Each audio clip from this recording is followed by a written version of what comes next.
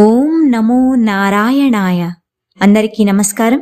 ఈరోజు ఈ వీడియోలో మనం ధనుర్మాసం సందర్భంగా విష్ణు సహస్రనామాలను తెలుసుకునే క్రమంలో మరొక 4 మంత్రాలను, వాటి యొక్క అర్థాలను, వాటిని పఠించడం ద్వారా పొందే ప్రతిఫలాలను తెలుసుకుందాం.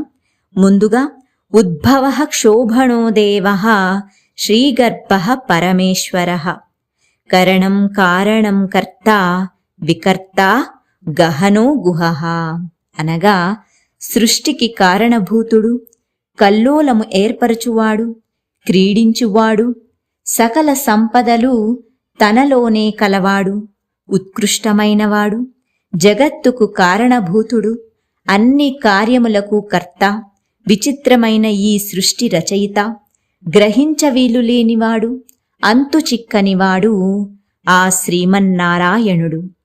వ్యవసాయో వ్యవస్థానః సంస్థానః స్థానదో ధ్రువః పరద్దిః పరమస్పష్టః తుష్టః పుష్టః శుభేక్షణః అనగా భక్తుల కొరకు కృషి చేయువాడు, అన్నింటినీ సక్రమంగా నడుపువాడు, జీవులకు పరమపదం వంటివాడు, కర్మానుసారంగా జీవులకు అన్నీ అందించువాడు, స్థిరమైనవాడు, అత్యంత స్పష్టమైనవాడు, సంతృప్తి కలవాడు, పరిపూర్ణమైనవాడు, శుభమైన దృష్టి కలవాడు ఆ శ్రీమన్నారాయణుడు.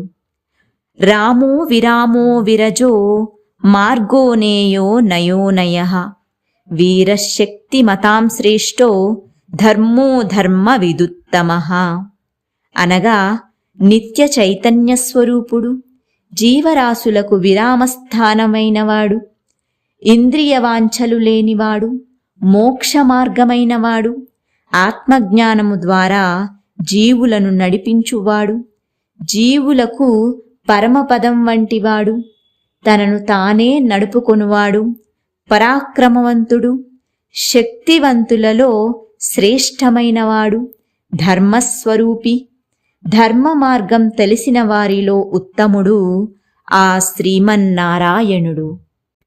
వైకుంఠః పురుషః ప్రాణః ప్రాణదః ప్రణవః పృథుః హిరణ్యగర్భ శత్రుఘ్నో వ్యాప్తో వాయురధోక్షజః అనగా వైకుంఠవాసి, పరమపురుషుడు, ప్రాణస్వరూపుడు, ప్రాణాన్ని ప్రసాదించువాడు, ఓంకారస్వరూపుడు, లోకమంతటా వ్యాపించి ఉన్నవాడు, బ్రహ్మదేవుని జన్మకారకుడు, శత్రువులను నాశనం చెయ్యగలవాడు, అంతటా వ్యాపించి ఉన్నవాడు, వాయురూపమున అందరినీ రక్షించువాడు, జ్ఞానస్థితి నుండి మరలనివాడు ఆ శ్రీమన్నారాయణుడు. ఇప్పుడు ఈ మంత్రాలను పఠించడం ద్వారా పొందే ప్రతిఫలాలను తెలుసుకుందాం.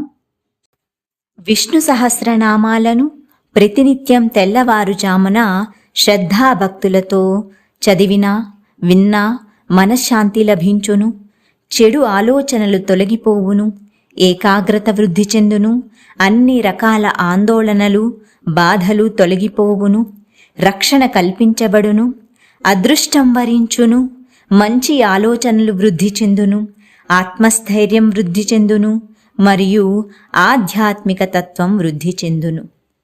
ఓం నమో నారాయణాయ.